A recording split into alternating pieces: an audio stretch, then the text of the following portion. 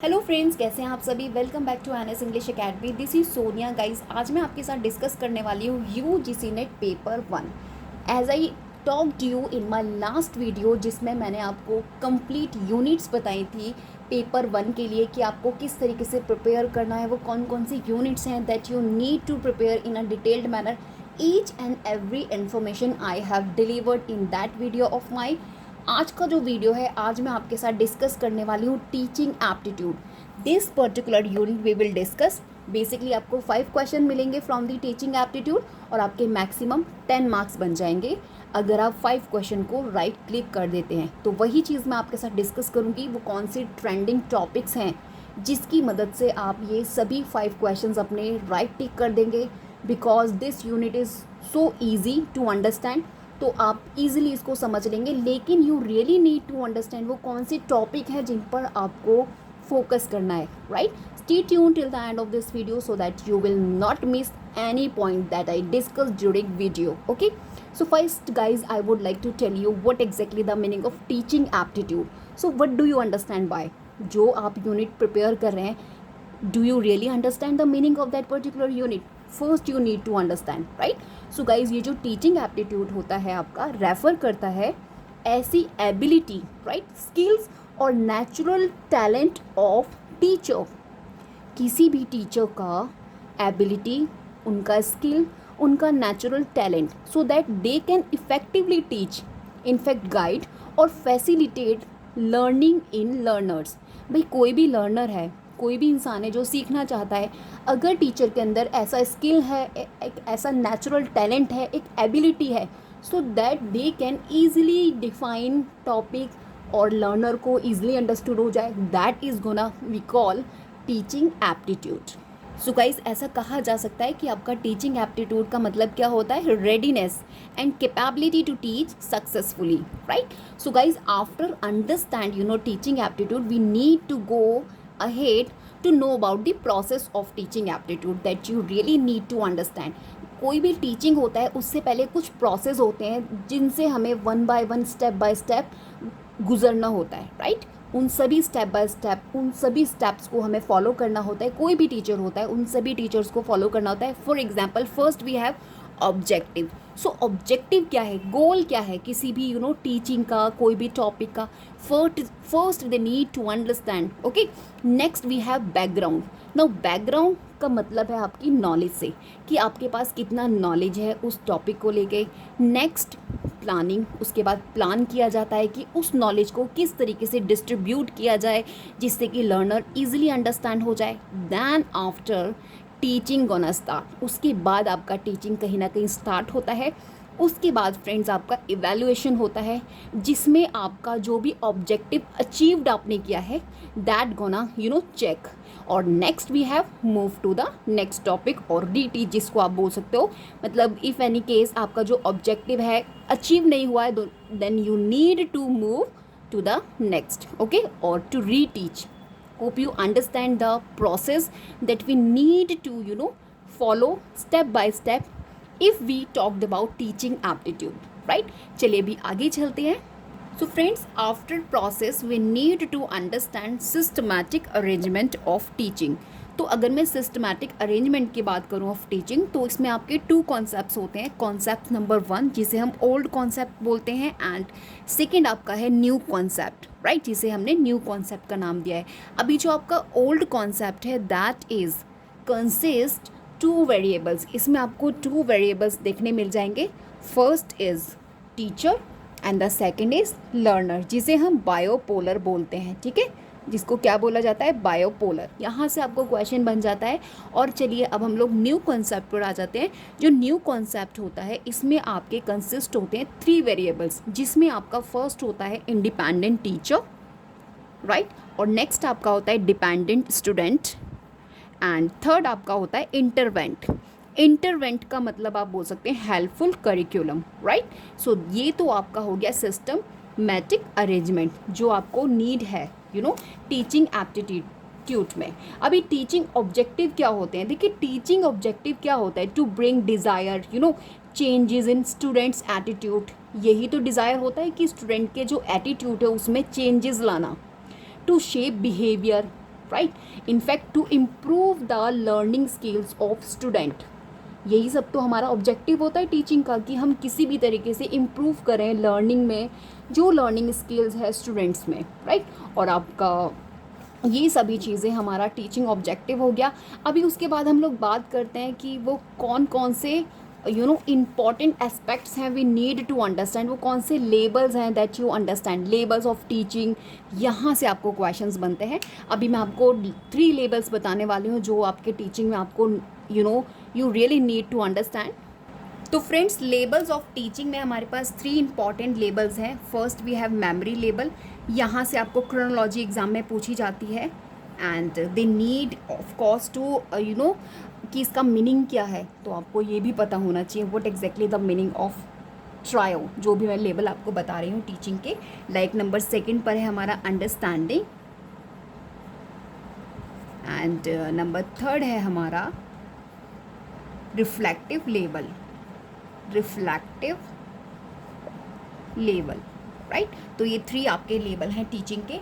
अभी अगर मैं बात करूँ जो आपका मेमोरी लेबल है, that is going to say that thoughtless, और आप इसको बोल सकते हो एक रोट लर्निंग, जहाँ पे आपने सिर्फ बिना सोचे सिर्फ लर्न करना है, you just rote each and everything, just cram, जैसे एक छोटे बेबी को कराया जाता है मेमोरी लेबल, राइट। तो इसको बोला जाता है thoughtless teaching, right. For example अगर मैं आपको बताऊं, जैसे छोटे जो बच्चे होते हैं आपके नर्सरी क्लास के, तो उनको कोई भी पिक्चर्स दिखा के उनको रोट लर्निंग कराई जाती है, उनको मेमोराइज़ कराया जाता है कि जितना भी मतलब उनको मेमोराइज़ कराना है, जो भी उनका टॉपिक है, जो भी एनिमल्स हैं, जो भी चीज़ें उनको दिखानी है, तो दे नीड टू तो वो चीज़ें यहाँ पर होती हैं। अंडरस्टैंडिंग लेवल में क्या होता है, थॉटफुल टीचिंग, इसको बोला जाता है थॉटफुल टीचिंग, राइट। और ये आपका थॉट लेस टीचिंग होता है, यहाँ पे कोई सोचने वाली बात नहीं होती है। फर्स्ट मेमोरी लेवल में रोट पर बेस्ड होता है, अंडरस्टैंडिंग आपका थॉटफुल टीचिंग होता है, एंड आपका जो रिफ्लेक्टिव और जो 3rd लेवल है that is upper thoughtful teaching, जिसे आप अपर थॉटफुल टीचिंग बोल सकते हैं। एंड यहाँ पर आपको इम्पॉर्टेंस दी जाती है to understand topic, in fact to just go through, और जितना भी आप उसको इवेलुएट कर सकते हैं, राइट। सो यहाँ पर वो चीज़ें होती हैं। तो फाइनली गाइज, ये जो आपका मेमोरी लेबल है, यहाँ से आपको क्वेश्चन कई बार पूछ लिया जाता है इज़ गिवन बाय, तो ये आपका बाय हर्बर्ट, ठीक है, ये चीज़ें आपने ध्यान में रखनी है। और आपका जो अंडरस्टैंडिंग लेबल है that is by Morrison, right. And जो आपका 3rd रिफ्लेक्टिव लेवल है, this is by Hunt, right. ये चीज़ें आपने ध्यान में रखनी है क्योंकि यहाँ से आपको क्वेश्चन बनते हैं। चलिए, जो आपका अब गाइज़ यहाँ से आपको जैसे मेमोरी लेवल है, यहाँ से आपको क्वेश्चन एग्जाम में बन जाता है, कुछ कीवर्ड्स आपसे पूछ लिए जाते हैं। लाइक जो मेमोरी लेवल है उसमें क्या क्या चीज़ें की जाती हैं। एक तो मेमोरी लेवल में सीक्वेंस को ज़्यादा इंपॉर्टेंस दी जाती है, सीक्वेंस में लगाना, ठीक है, एंड रिप्रोड्यूस करना, किसी भी चीज़ को रिप्रोड्यूस, राइट। तो ये सभी कीवर्ड्स हैं जो आपने अपने माइंड में रखने हैं। अगर जैसे रिकॉल करना, किसी भी चीज़ को याद करना, एंड आपका रोट लर्निंग, ठीक है। तो ये सभी कीवर्ड्स हैं जो आपको मिलेंगे एंड आपको रिकॉग्नाइज करने हैं। These are from the memory label.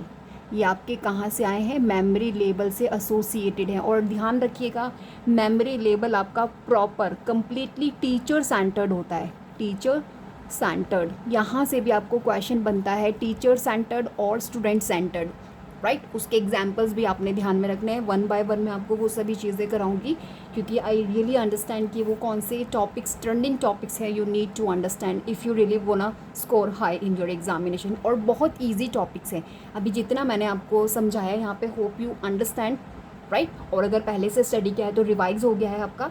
चलिए, अभी जो नेक्स्ट आपका अंडरस्टैंडिंग लेवल है, यहाँ पे क्या होता है, अंडरस्टैंडिंग लेवल में आपको एग्जाम्पल्स दिखाए जाते हैं, right. Let me draw first.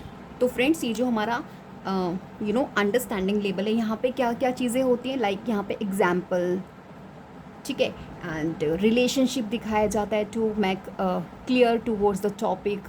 तो रिलेशनशिप बताई जाती है। Own words, right, own words preferring किया जाता है यहाँ पे, जिससे कि जो आपका पर्टिकुलर लर्नर है उसको पता चले, इनफैक्ट हम टीचर्स को पता चले कि बच्चे ने क्या एग्जैक्टली लर्न किया है, तो वो अपने ओन वर्ड्स में कहने लगता है। रिलेशनशिप यानी कि रिलेशंस बैंड करने लगता है बिटवीन दी थिंग्स, राइट, और एग्जांपल्स देने लगता है। तो ये सभी इसका मतलब है उस बच्चे को वो कॉन्सेप्ट, वो टॉपिक अच्छे से क्लियर हो रहा है।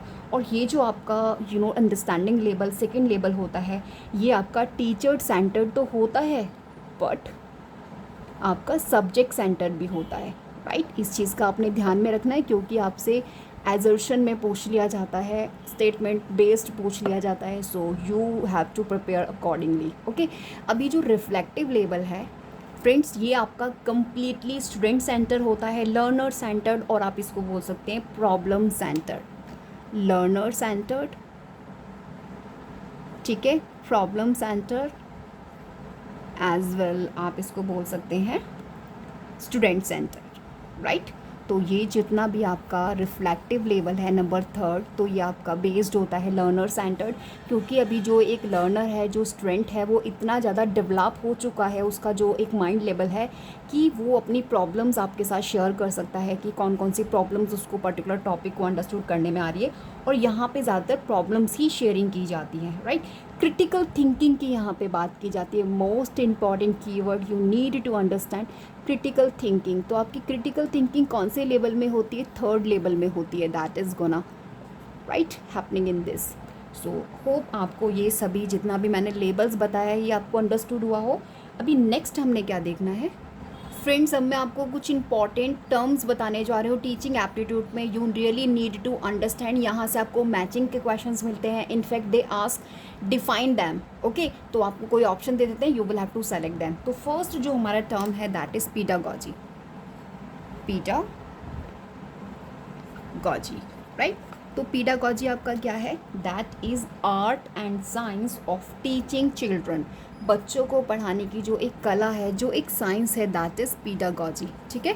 नेक्स्ट हमारे पास इंपॉर्टेंट है andragogy, right. I am just writing here एंड्रागॉजी।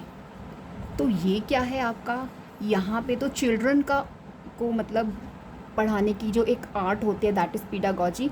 यहाँ पे अडल्ट, जो टीचिंग ऑफ अडल्ट है ना, adult learning, that is called andragogy, adult learning.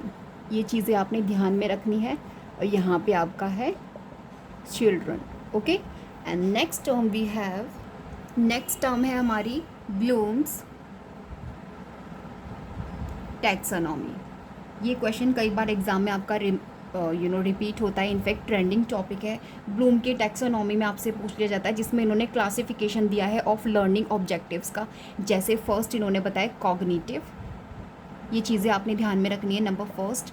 And the second one affective, ठीक है। And number third we have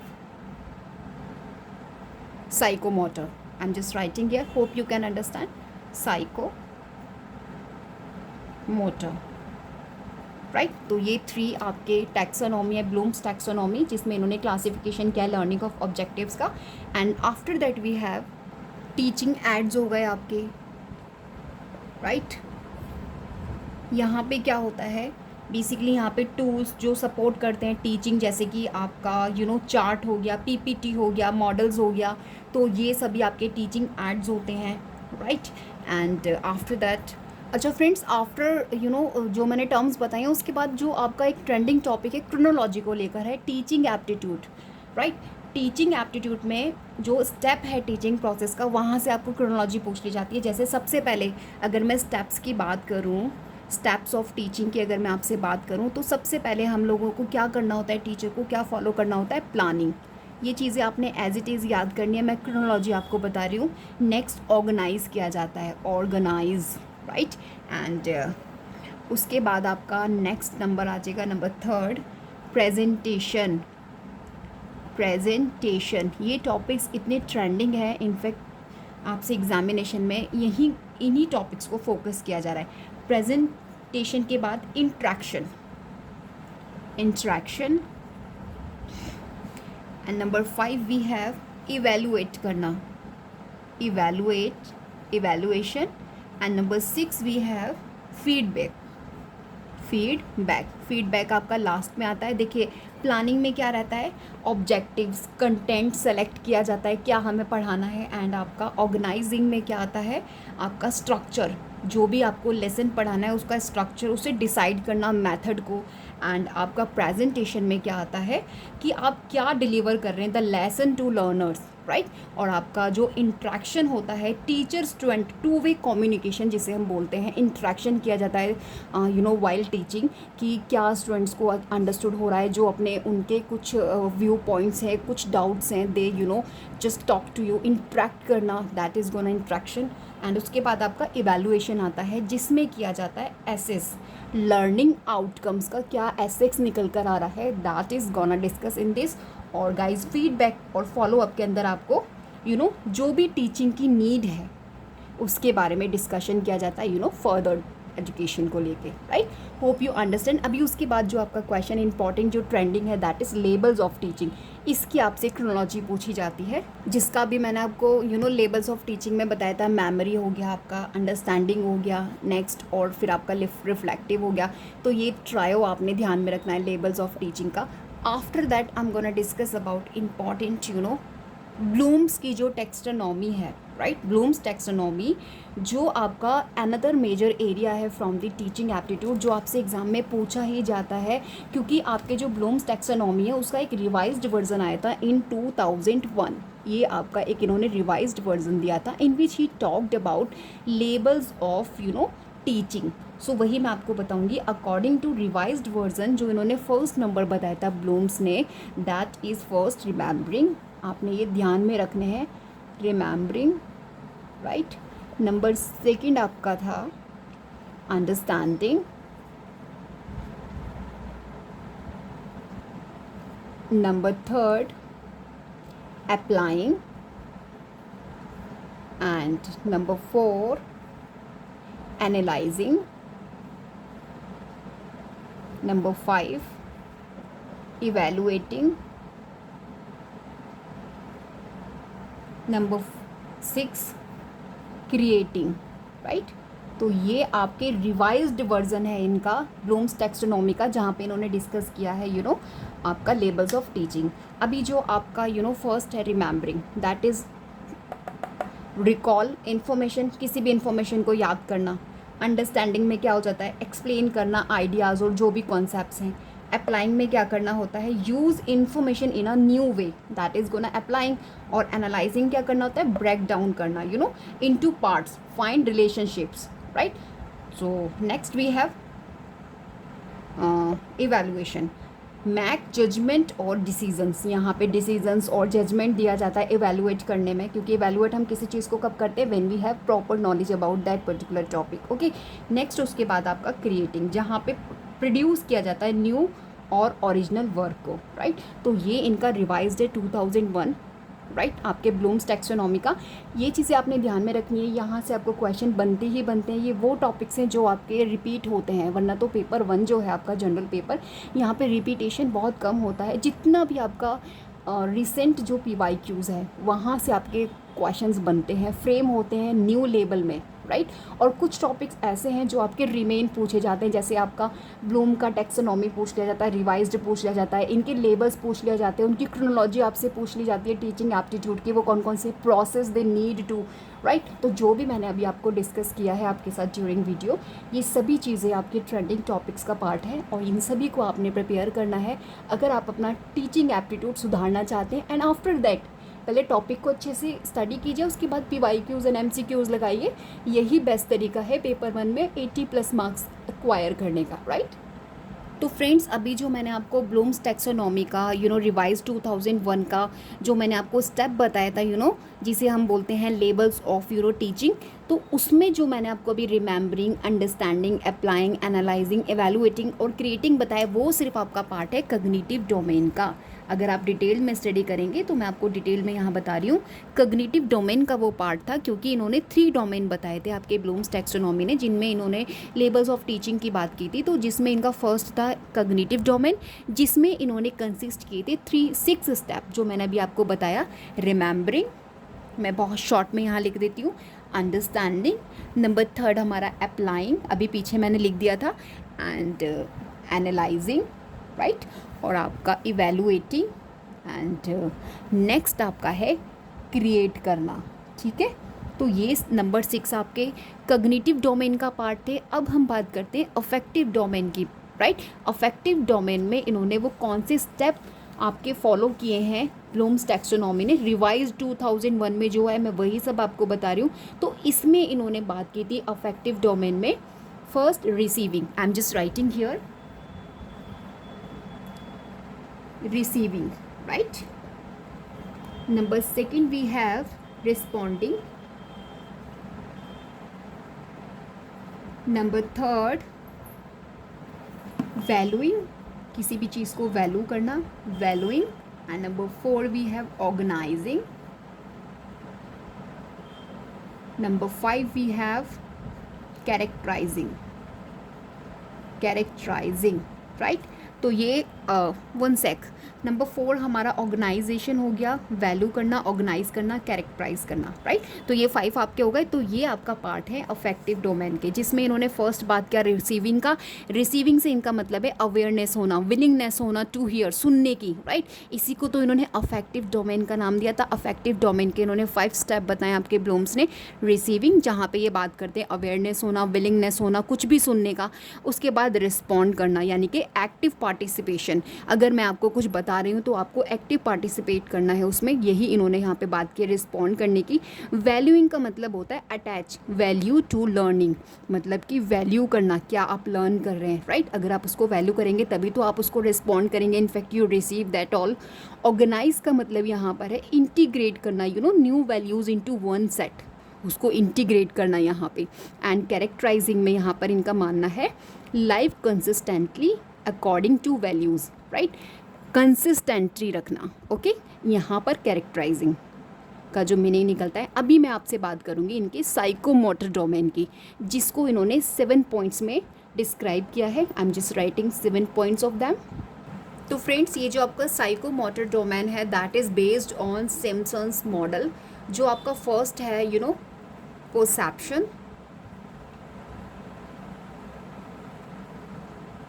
number second we have set, number third guided response, guided response, and number 4 mechanism, number 5 complex overt response, complex over respond, and number 6 we have adaptation, number 7 and last one organizing। तो basically जो perception है यहाँ पर मतलब है use sensory, right, queues का use करना, और आपका सेट होना यानी कि रेडीनेस टू एक्ट, किसी भी एक्ट को करने के लिए रेडी होना। एंड आपका गाइडेड रिस्पॉन्स से यहाँ पर मीनिंग है इनका trial and error learning, right, trial and error learning की यहाँ पे बात की जाती है। मैकेनिज्म हैबिट फॉर्मेशन की बात करता है। एंड आपका कॉम्प्लेक्स ओवर्ट रिस्पॉन्स, ये आपका स्किलफुल परफॉर्मेंस की बात करता है। एंड आपका अडेप्टेशन, यहाँ पे मॉडिफिकेशन की बात होती है, मॉडिफाई किया जाता है स्किल्स को फॉर न्यू सिचुएशन के लिए। एंड ऑर्गेनाइज का मतलब क्रिएट करना न्यू मूवमेंट पैटर्न, राइट, मतलब कि न्यू पैटर्न को आपके लिए मीन्स क्रिएट करना। तो ये सभी मैंने आपको 3 डोमेन्स बता दिए जो that we study in Bloom's taxonomy, right. और ये आपका सिम्पसन मॉडल पर बेस्ड है जो साइकोमोटर डोमेन है। तो here you need to understand these all things that I discuss to you. And after that we have, तो guys 4 ways, right, phase of evaluation. तो मैं आपको 4 फेज बताने वाली हूँ जो इंपॉर्टेंट हैं, यू नीड टू अंडरस्टैंड। एक तो आपका है नंबर 1 पर प्लेसमेंट इवैल्यूएशन, ठीक है। इवैल्यूएशन के 4 फेजेज हैं, total 4 phases we have. Number 1 we have placement evaluation, placement evaluation. Number 2 we have formative evaluation, formative evaluation. Number 3 we have diagnosis,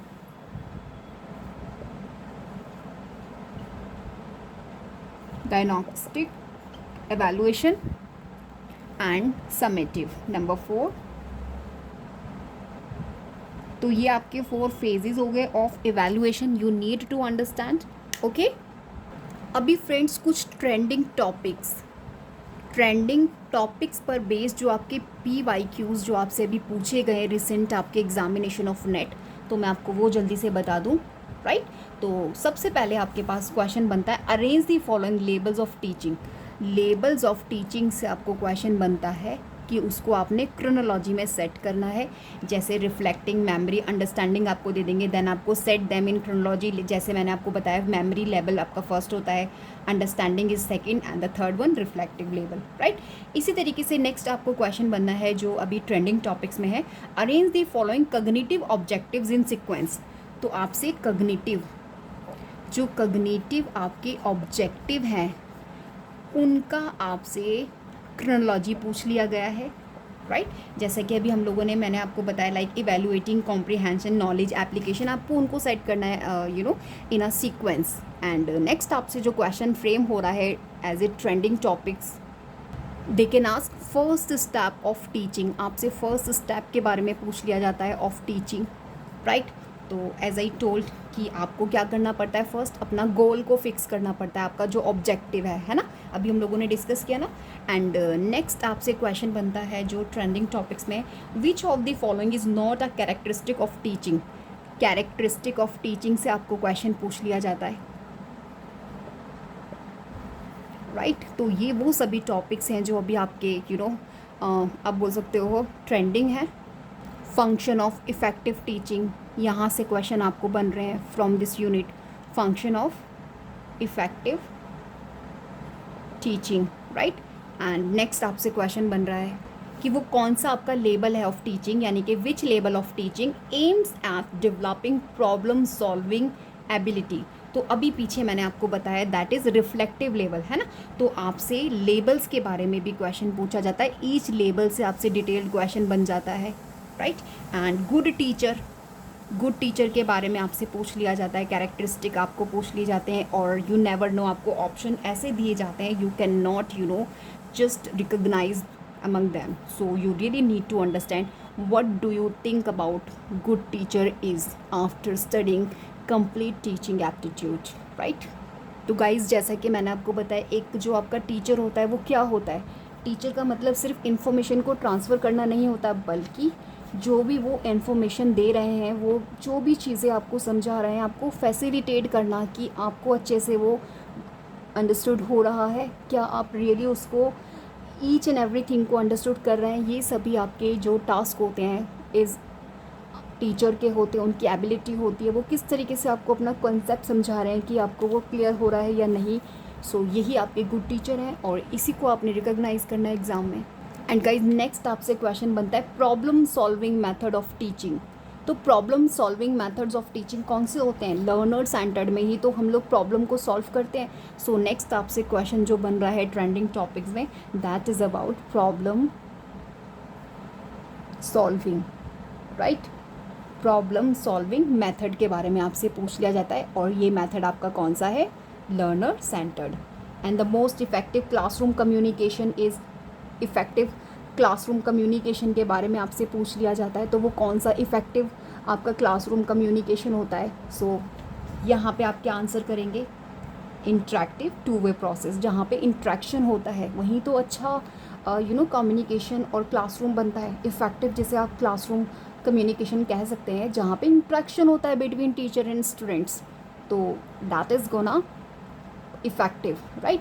तो ये सभी मैंने आपको कुछ क्वेश्चंस बता दिए जो आपके बेस्ड हैं रिसेंटली, जो आपके PYQs ट्रेंडिंग टॉपिक्स जो आपके चल रहे हैं from this particular unit teaching aptitude. Hope जो आज का वीडियो है आपको क्लियर हुआ हो और जितना भी चीज़ें मैंने आपको बताया है you really need to understand them and we have more to study in teaching aptitude. आपका फिनिश नहीं हो रहा है, लेकिन आपने ये सभी चीज़ें बेसिक तौर पर अंडरस्टूड करनी है, उसके बाद आप आगे बढ़ सकते हैं, right. We will meet in next video. Till then, bye bye. Friends, अगर नए हैं तो don't forget to subscribe channel and like the video too. Okay?